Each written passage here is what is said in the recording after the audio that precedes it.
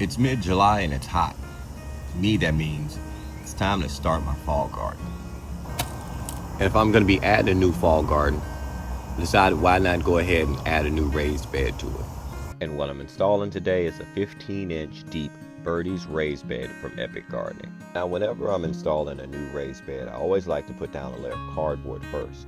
This aids in weed suppression, plus it's a good source of carbon as it breaks down. Next, I add in my sticks and then my compost bin as well. If you'd like to know more about the compost bin that I'm using, make sure to ask about it in the comments. And now I'm adding in my mulch. I'm adding a great deal of mulch because one, it's an inexpensive filler as opposed to just using straight soil. Two, it'll help with moisture retention, and plus it'll break down over time, as well as it'll help stop soil compaction.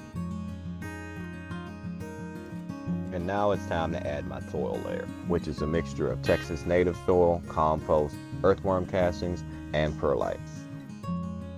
Then soak everything down to start the decomposition process. Now I'm done, or at least for the day, because I still have to figure out what I'm going to put in here as far as plants wise, and then of course I want to add some companion plants, as you know I love to do, and then I have to finish my walkway, but that will be another ADHD